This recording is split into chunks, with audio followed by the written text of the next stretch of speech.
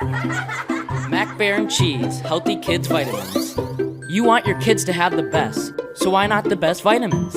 These vitamins were developed by people you can trust, not by big pharmaceutical companies out for profits. Essential nutrients for growth, development, and immunity. With a great berry flavor that your kids will love.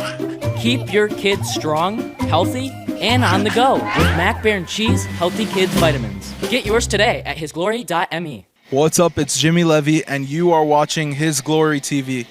Hi, everyone. Welcome to the Moms on a Mission podcast. Thank each and every one of you for being here today. It's so great to connect with you. We welcome back to the show John Beaudoin. If you missed my first conversation with him, go back and check that out before you listen to this one. It was incredible. Today, we talk about the 4 marquee cases, the 4 precious individuals who died after they took their COVID injections. We talk about the lawsuits that have followed that he's filed since then. And what I really found interesting, I asked him, why is he doing this when he could sail off into the sunset, retire, not create all this stress and strain and this time-consuming activity? So interesting, his why, his answer. I think you're going to like that. And then lastly, we talk about his 2 books he's written. The first one's called The Real CDC, COVID Facts for Regular People. And the next one is more for doctors and attorneys. It's called the CDC Memorandum.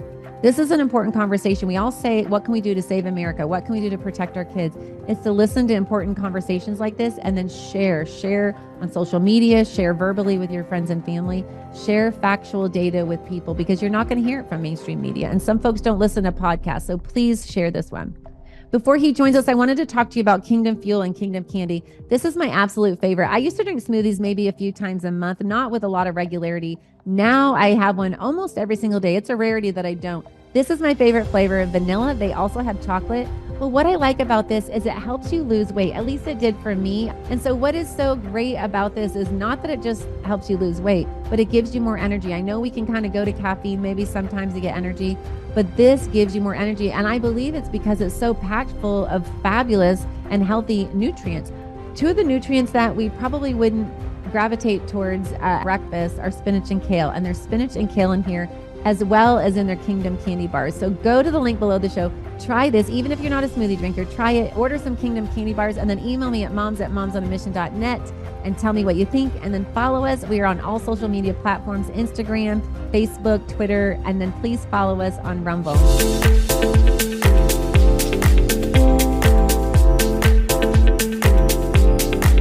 John Beaudoin, welcome back to the Moms on a Mission podcast for part 2. Thank you for coming back on today. Oh, again, thanks for having me.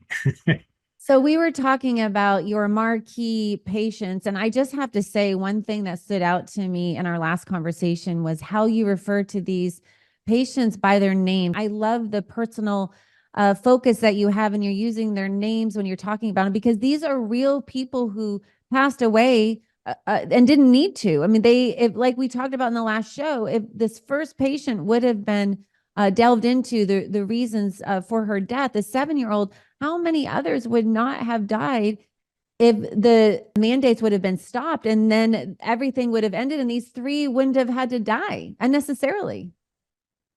Yeah, I actually have a slide for one of my presentations where I put about 10 or 12 of them on there. And I say, if this person had been investigated, the next one wouldn't have died. And if those 2 and these 3 wouldn't have died, and I just go down to the bottom.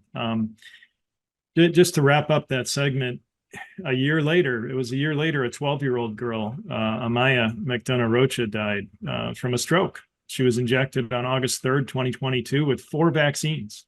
They hit her with 3 in her left arm, 1 in her right arm, meningococcal, Tdap, HPV for a 12-year-old, and her 3rd COVID shot. And she was dead on August 29th. So 26 days later, but I'm sure she had symptoms like right away. And I know it's the same girl from the VAERS report and the death certificate because cerebellar, tonsillar, and bilateral uncal herniation is the only place I've ever seen that. And it's just terrible. And then, Ian Shoemaker was 11 years old, got his booster in late November of 2022. He died on December 3rd.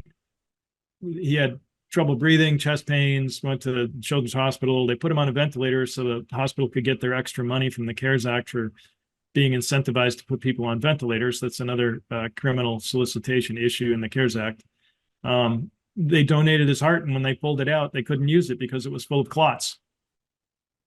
The kid was 11 or 12 years old. It's like, what are you people doing? He was 11.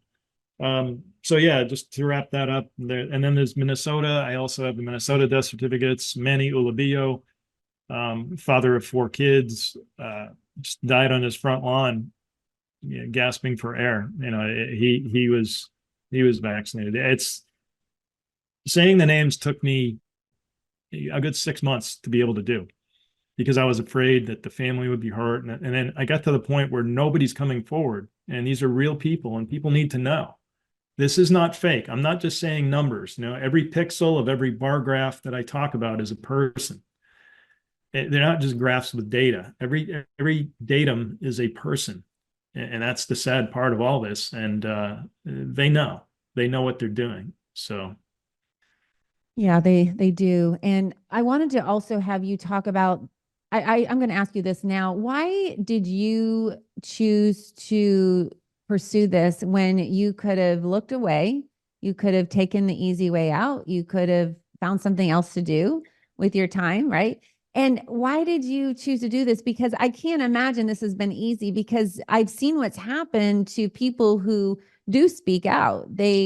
We've talked about the other physicians. You talked about Dr. McCullough, and there's Dr. Malone. There are lots of other folks who have spoken out against this, and really not just spoken out against it, but revealed the truth, revealed the facts, and they were attacked. And so I'm sure you've had some types of attacks as well, haven't you? Yeah, just on Twitter. I'm not working. I haven't worked in years. Like I said, when I lost my son, I just sat on the couch. I mean, I sat on the couch every day. I didn't do anything. Why do I do this? I don't know. I just care about people, and I care mostly about the kids. The adults are on their own if they're stupid enough to put a needle in their arm. And I'm sorry, I just offended even friends of mine who did it, right? Shouldn't say that. It's really naivete. The way I look at it is, if people haven't encountered evil in their lives, then they don't know what to look for. And there are certain experiences I've had in my life where I know everybody's a unique person, right? But for whatever I've been through from the time I was born till the time COVID hit, it prepared me to recognize, understand, and also to investigate in a way that others haven't done. And that's why I'm different. I don't have a medical background. But I can learn things pretty quickly. And I can also analyze the fact that it's not about biology. It's not about immunology. It's not about vaccinology or virology. This is mostly about behavior and control. The CARES Act was written in 2018, and then it was enacted in 2020. Well, why was it written in 2018? Now, they were pretty ready, right? They just tweaked a few variables, and then they started paying. They started paying for putting a COVID diagnosis on either a death certificate or a patient record, putting somebody on a ventilator, and then using remdesivir. And these things, if you subsidize something, you will get more of it. That's from Walter E. Williams, but also probably said by Thomas Sowell and Milton Friedman, economists. And it's absolutely true. The rational choice theory, or rationality assumption, or rationality principle, they call it. It's the base theory of economics that all economic theory is founded upon, all their equations and everything. And that is, people will act in their own self-interest. And this is known. And by tailoring the written words on an act or a piece of paper or legislation, they know the downstream consequences of how people will act. And they knew that doctors, how they would act. They knew that hospital administrators would coerce the doctors, and that the hospital administrators were solicited by the money. So I can see this overall system. I mean, the company I was at, we were involved in putting the pay plan together. So the pay plan defines the behavior. If you incentivize something, you'll get more of it. It's all together in behavior modifications through the written words of whatever incentives, financial or punishment that otherwise exists. So I don't know if I answered your question, but Yeah, you did. I see things from a very broad perspective of multiple purviews, whereas a lot of the doctors in the movement, they're doctors. They haven't had the experiences of people stabbing them in the back in a corporate environment. They haven't, or maybe they did, but a lot of them haven't. They don't see the behaviors of how people are going to act when you put a law together. Many laws are just trying to modify human behavior, right? So how is it saving people from COVID by giving money to put COVID on a death certificate or a patient record? Why are we paying a family whose kid dies in a motorcycle accident and they tested him and he was positive for COVID, so they put COVID on it so the parents can get $9,000 for a funeral expense?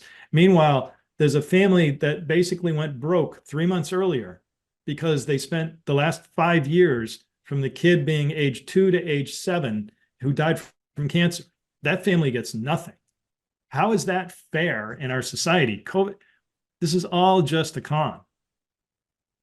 Sorry, I get off on tangents. No, what you're saying is so powerful and so true. And you have to ask yourself, take a few steps back and say, why? What is going on here? And that's what I just want to point out to the listeners today is that these are gifts and talents, your time, treasure, your talent that you were originally using with your engineering background and having that bird's eye view with systems and with companies and things of that nature. And you're literally using your giftings, your talents, your experience, and you're just applying that lens to a different situation, but it's the same skill set. I'm sure it's a little bit different because you did go to law school for a year and I'm sure you've learned some medical things along the way, but overall you're using these same talents and giftings that you've had for all these years and you're just applying them to this. And that's what I think is so important in this war of narratives that we're in right now. And the situation is that there's so many just average people, dads, engineers, moms, what have you, who are gifted with different talents. And we think, oh, but I'm not a doctor. I'm not a biologist. I'm not this. I'm not that. I am not gifted, or I don't have the right title to actually do something in this war of narratives. But when really you do, you are equipped, and God can use your giftings and your talents and just use them, because at the end of the day, this is nefarious. This data that you're sharing, it's evil. What's happening is evil. And it is our duty as Christians or even just Americans to stand up and to expose this and call it what it is, and to stand and speak the truth. Yeah, people don't understand how evil this is. And I'm not going to get into it right now because their life experience, they probably can't handle hearing it. But very simply, I was in sales and marketing for 30 years. Yeah, I got an engineering degree. I also have an MBA, understand finance, economics, accounting, psychology. I've been trained in behavior, a lot of stuff. And how to manipulate people, I see it right away. I always have. I not just from education. Even when CNN headline news existed back in the 1980s when I was in college, they would put up every single day, they would put up kind of a provocative statement of 67% of Americans do XYZ. And I remember one kid said, "Oh my God, I can't believe so many people do that." And I said, "Just take the inverse. Can you believe 33% don't?" And he looked at me and he's like, "That's even weirder." I was like, "Yeah, you're being manipulated." And you just take the numbers, think about what they're trying to tell you, and they're trying to manipulate you no matter what it is. They want you to buy a product. They want you to believe that their law is the right thing. Taking away some of your freedoms is necessary for the public interest. And everything we're talking about boils down to individual liberty versus the public interest. And when you look at that on balance in a court of equity, I don't want to get too much into, you have courts of law and courts of equity.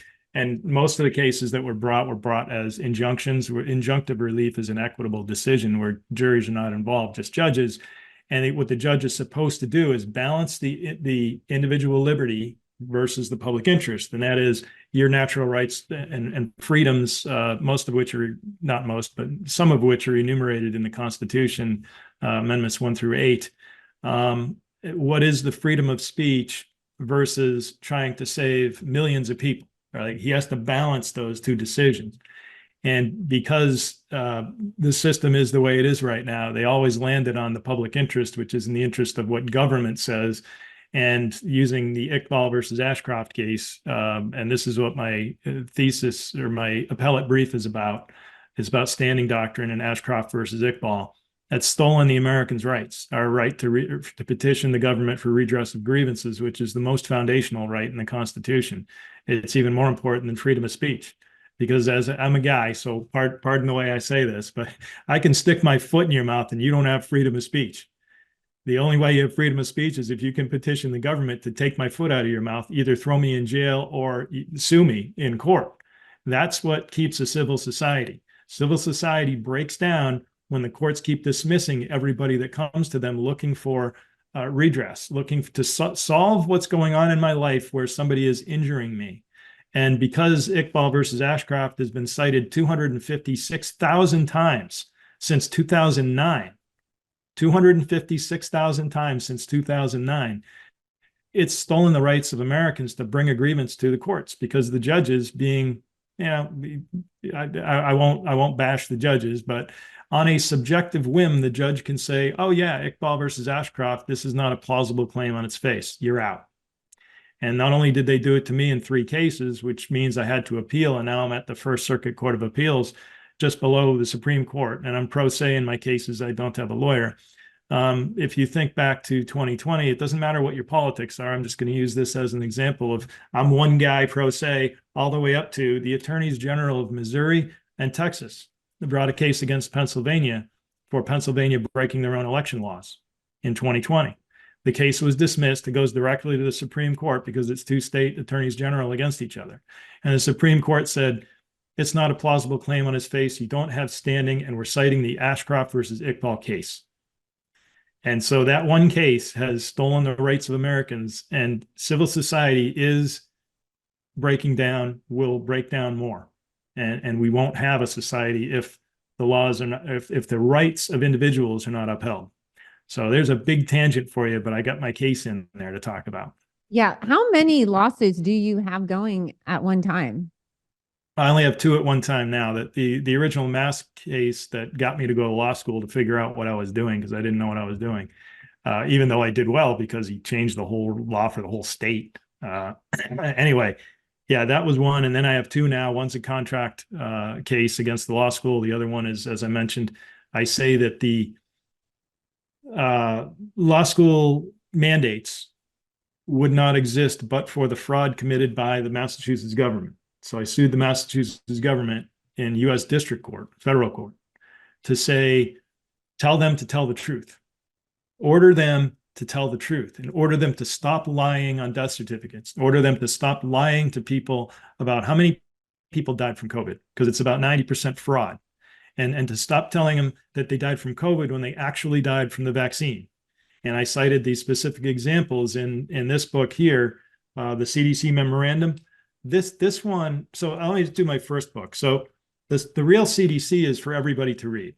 So if anybody wants to buy a book and read about people, and I start out with on St. Patrick's Day, March 17, 2020, I was sitting in a bar having a beer, and then I was getting nervous about all the people around me. And so I left my beer and walked out. That's a book, right? And you can read it, and it's got a lot of facts in there. It starts out nice, but that's a book. This is a legal memorandum, the CDC memorandum, and a lot of people are buying this one too. It went to the directors of the CDC, FDA, NIH, and 13 of their deputy directors. It is legal notice of all the crimes that have been committed and all the deaths that have occurred. And if they don't fix it, if they don't change their ways, and somebody subsequently dies, then they're on the hook for murder because they have a legal duty to act to defend the people of the United States and to investigate the facts that I've alleged. And it's all official records and death numbers and stuff like that. So that's more for a lawyer and a doctor, but a lot of people are buying it. Are you seeing that some have used this in their lawsuits and in their situations that they're in right now as well? Well, it just started shipping in the past 2 weeks. So this is hot off the press. Yeah. The CDC memorandum is a couple weeks, and then the real CDC is about 4 weeks. It's been shipping. It's not even shipping on Amazon yet, not until May 7th. But I'm shipping on my site, which is above my head, the real CDC. It's really easy to remember, therealcdc.com. Yes. I wanted to go there and just show that. So they can just order it right here. And then I love that you did this because of all the data that you have discovered, the countless hours. I can't even imagine how many hours you have spent researching all of this, John. What would you say if you had to just take a guess? How many hours do you think you have spent researching all of this? I can't, it's over 1,000. I mean, a couple thousand, I don't know. Yeah. I just, I'm always tired. I go roughly 7 days a week, every week. And, my back hurts, my neck hurts, but I go to the gym. So that's good. How But long did it take you to write these books? the real CDC, you want an honest answer? 45 days. 45 days. Yeah, but I had a lot of the information in files, and I was just dragging graphs and writing about them, and just drag a graph and write about it. And I'm structured, so I came up with the outline, and then I just had to fill in. It takes a lot longer to edit than to write. So it 45 days to write it, maybe 3.5 months to edit, and That's then so, wow, that's so it's cool. proofreading and stuff like that. The CDC memorandum is kind of, I can't really say how long it took because I did the Vermont memorandum first as a prototype, and then the Minnesota memorandum, and then the CDC memorandum is it's not just Massachusetts, it's Massachusetts and Minnesota, and then there's a Washington case, a New York case, an Oklahoma case, Trista Martin, Victor Simoes in Washington, but he was really from New York, and then Danielle Alvarez from New York. These people, it's not just about vaccines. These people were murdered by hospital protocols. Yeah, I've Well, had the Martins on my show, and I'm in Oklahoma, and oh, it's just unbelievable what they've gone through, the grief, the horrific pain, walking by her bedroom every day that's empty. It's unnecessary. And that's the worst kind of death ever, is unnecessary evil when the truth has not been communicated and deception and manipulation is paramount. And that's what makes it even, it's already hard, but having that layer on there, I think makes it so much more difficult to experience closure and to move on from. yeah, I hope I meet them someday, but it's going to be really hard to meet them.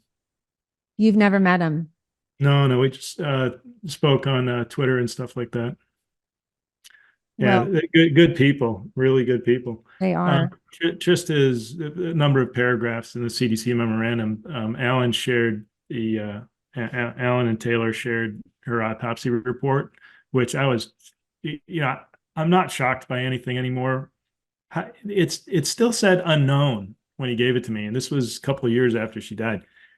Unknown cause of death, and I'm reading the report, and I'm like, yeah, these are things I see all the time. We didn't show any graphs, but if I showed you the graphs, like one specifically, there were some things that hadn't really come out. But when I told him acute post-hemorrhagic anemia is extremely high as soon as they started vaccinating, not in the massive year of COVID in Massachusetts in 2020, but in 2021, when they started vaccinating, it went sky high, and same with 2022. And she had sudden blood loss anemia. She had hemorrhages. Oh man, she had multiple clots in her lungs. She had encephalopathy. She had clots in her micro clots in her brain, heart. It didn't say myocarditis specifically, and we talked about this earlier, where myocarditis is like the darling of the whole anti-vax, and there is no anti-vax, but you know what I'm saying. Yeah. All of us that are against the COVID vaccine, people talk about myocarditis too much because there are so many other ways this kills you.